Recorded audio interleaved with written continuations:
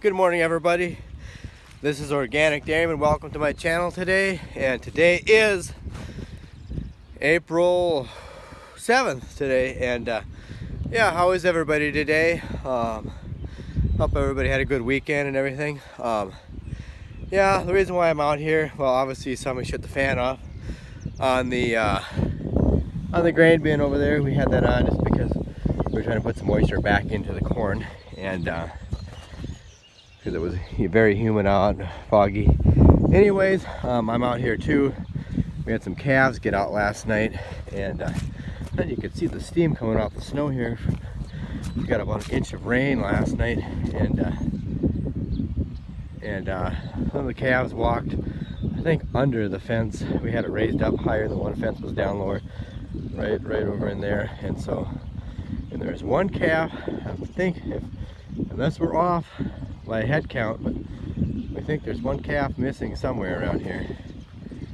And I was out here till almost 2 in the morning trying to get this fence right so no more calves got out last night. So anyways, that's kind of what we got going on around here today. We're gonna have to find that one calf that's missing. We think is missing. We don't know for sure, but we're pretty sure it's missing. But we're gonna find it and probably do a little more fence repair out there today. So that's kind of what we got going on. And we got more flowing water here. Water is flowing through this little drainage ditch and flowing on out there and filling up the lake out there. So anyways, that other calf, that other heifer that was injured, she took off too. I don't know where she went. She ran off someplace, so we got to find her now too. So that means it's time to get her back in the pen. Maybe not out there, but maybe in that other lot, the lot we call the hut lot. So we'll see, and I'll give you guys some other updates here later too. But we got water. Well, guys, I was just walking back up to the yard. I found another heifer that was injured. The one that was stuck under the elevator. Yeah, there she is, right there, under the windbreak. I put some twine strings around her neck so I could help her get up one day, but I don't know how she got in there, but somehow she got in here. I don't know if she jumped over the fence, but apparently she's doing better. But I see the fencer's not going through here too. I checked the fence a little bit, so yeah. So we've got some fence to fix today out there. So anyways, that's the deal. Okay, guys, I'm back, and I'm in the barn here, and well, since it rained out last night, like I said, I think I mentioned earlier, we got about an inch of rain overnight, and we're gonna leave the cows in the barn today because it's obviously gonna be muddy out there, and the cows their udders are gonna get all full of mud and everything. So we're just gonna leave them in and do that. And one thing, like last night when those calves got out, there was 3 of them. There's 3 of them that they got back here, and so we just kind of parked the tractors just to block them off for last night. Because like I say, it was, when they got out, it was just, we all got done with milking last night, and rather than try to chase them around in the dark and have them cause a whole bunch of more trouble, we decided we just fenced them in here and gave them a bale of hay, a small square bale of hay for them to eat on while they've been eating on a little bit of grass. The grass is greening up a little bit, and we're gonna get these guys out of here. But and obviously that one over there that always lays in the feed bunk, she was one of them that got out. So yeah, that's kind of what we're gonna be doing here. Like I say, my brother, he's actually out working on that fence out there right now, and he's gonna get that. Hopefully, he's got to put on some more insulators out there, so hopefully no more calves get out.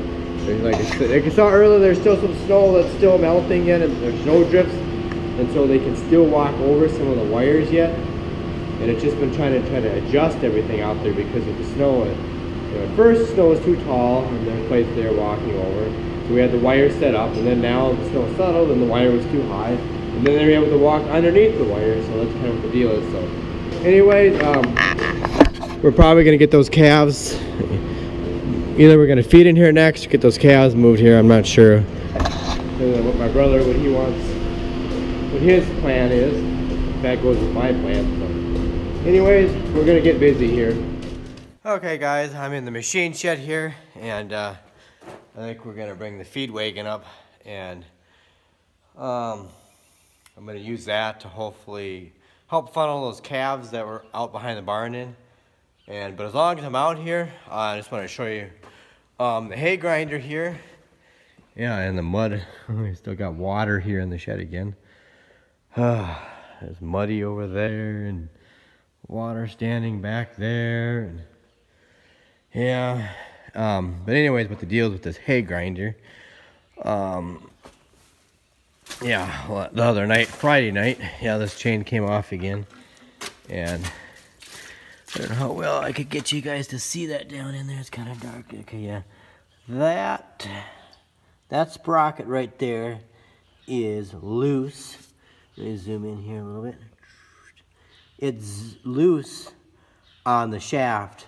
The sprocket is wore out and the shaft is wore out. So what I'm thinking about doing is welding that thing, because I think what's happening, you can't see it because there's stupid shields in the way here.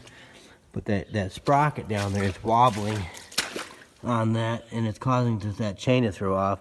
Those sprockets probably should be replaced, but then, you know, the teeth are getting wore down. And this sprocket right here, that one, the teeth are getting wore down pretty bad too. But like I say, this is my cousin's, one of my first cousin's hay grinder. This tractor is actually not my first. I have two first cousins that have hay grinders. The other one is broke down. This one, it's hard to explain here, but excuse me. But anyways, I'll just say it this way: the one cousin that we own the skid loader with, this is his hay grinder, and another cousin that lives a mile almost straight west of here, this is his tractor, and he's borrowing his brother's hay grinder because his hay grinder is broke down. So that's what the deal is. So I know it sounds confusing, but anyway, so yeah, it's their thing. And so we're just borrowing it. Sometimes we trade equipment, but we borrow each other's equipment sometimes to pay each other back for something. Barter and trade kind of a thing, so yeah. But anyways, I'm gonna see if I can get that sprocket welded on there and so stop it so it sits there and wobbles, like it doesn't wobble like that anymore. So anyways, I just thought I'd show you that, guys, quick. And I'm gonna get this thing started up and bring it up to the yard. Get in there. We got you. Okay, we're getting them moved. We moved that other one in there because it's actually should be in there instead of the other lot. So we're gonna get these guys. We're gonna run it up there and get them in there if they cooperate.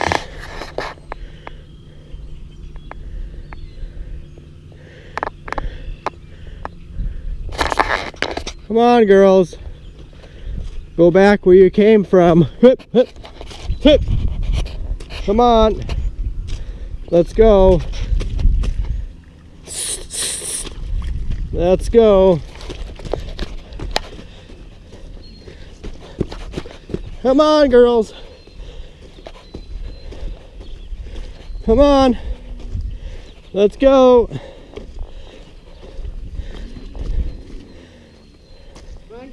There's a big hole there. Whoop, whoop.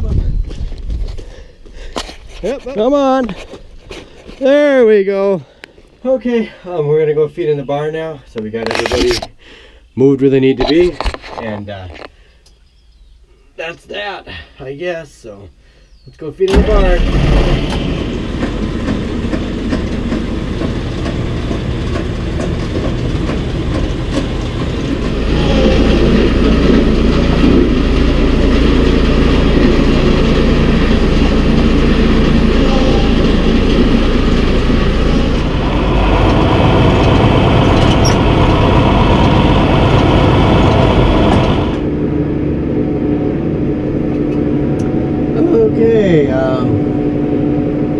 Put some stuff on the haylage and the feed wagon for the milk cows. Oh yeah, well, there is a nice drying breeze outside today. Yeah, it's nice. After that nice little rain last night. And yeah, we still got some snow. If you watched my Instagram video, yeah, I saw that we have some more snow over there yet in the shelter belt. That's still, the snow keeps melting. It still keeps running into that water hole down there, and then it keeps running out the other way and filling up that other water hole and making it or putting more and more water in there. So yeah, so when are we gonna get out in the field? I don't know when we are.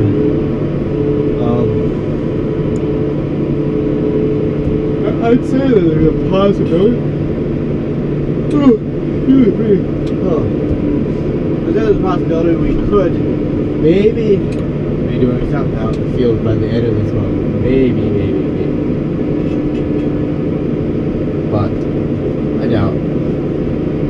It would just be nice for once if we could get some small grain seeded in April. That would be so nice. It's like the last few years we never get anything in April. Yeah, so anyways, yeah. So oh man, it got late last night trying to deal with those calves getting out there fixing that fence in the rain. Just didn't want any other calves to get out. Oh, and yeah, all of the calves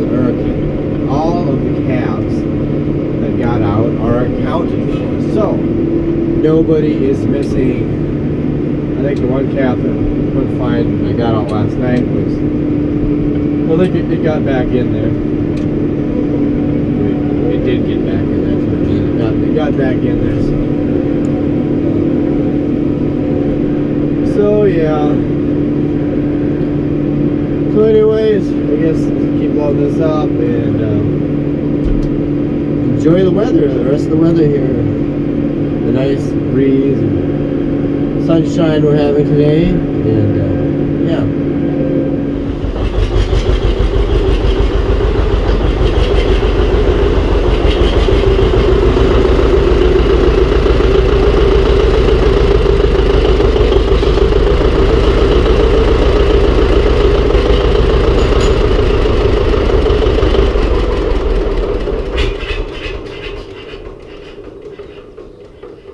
Okay, just got done putting the feed on the feeder wagon, and yeah, one of these days we're probably going to be getting this thing fired up. I don't know, we have to get the corn planter out someday, and the corn planter's behind those corn head and behind the straw bales and behind these grass bales. Yeah, you can see the marker right over there. Someday, yeah, I know there's somebody that's wanted me to do a cold start in this thing, but if you go back in some of my combining videos from last fall, I actually did several cold starts on that. So if you're interested in seeing a cold start in this thing, go back in some of my combining videos way back and you'll see a cold start. This thing starts up really good in cold weather compared to a John Deere combine. Trust me, it does.